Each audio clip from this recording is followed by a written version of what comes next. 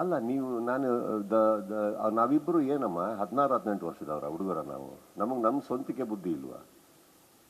ಯಾರನ್ನಾರ ಕೇಳ್ಕೊಂಡು ಒಂದಾಗ್ತಾರ ಅಥವಾ ಯಾರನ್ನಾರ ಕೇಳ್ಕೊಂಡು ದೂರ ಆಗ್ತಾರೆ ಯಾರಾದರೂ?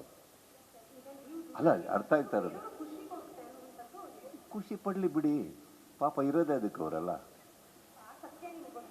ನನಗೆ ನನ್ನ ಸತ್ಯ ಬಿಟ್ಟು ನಾನು ಯಾವುದಕ್ಕೂ ತಲೆ ಹಾಕಕ್ಕೆ ಹೋಗಲ್ಲ. ಯಾಕಂದರೆ ಎವ್ರಿಥಿಂಗ್ ಇಸ್ ಅ ಪರ್ಸ್ಪೆಕ್ಟಿವ್. ನಾವು ಯಾರ್ದೋ ಮಾತು ಕೇಳೋಕೆ ಹೋಗಿ ರಿಯಾಕ್ಟ್ ಮಾಡೋದು ನಾನು ಅಲ್ವೇ ಅಲ್ಲ. ನನ್ನ ಕಣ್ಮುಂದೆ ನಡಿಬೇಕು.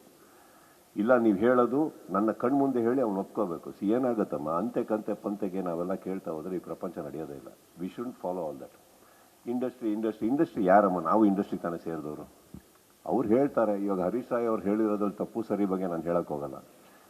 ನಮ್ಮ ಸತ್ಯ ನಮಗೆ ಗೊತ್ತು. ನಾವು ಯಾಕೆ ಹಂಗಿದ್ದೀವಿ, ನಾವು ಯಾಕೆ ಚೆನ್ನಾಗಿದ್ದಾಗಲೂ ನಾವು ಯಾಕೆ ಚೆನ್ನಾಗಿದ್ವಿ, ಬೇಡ ಅಂದಾಗಲೂ ಯಾಕೆ ಅನ್ನೋದು ನಮ್ಮ ಸತ್ಯಗಳು ನಮಗೆ ಗೊತ್ತಿದೆ. ಕರೆಕ್ಟ್ ಅಲ್ವಾ? ಅಲ್ಲಿಗೆ ಬಿಟ್ಟರೆ ನಾನು ಬೇರೆಯವ್ರು ಖುಷಿ ಪಡಲಿ ಬಿಡಲಿ ಏನು ನಮಗೇನು ಏನಾಗಬೇಕಾಗಿ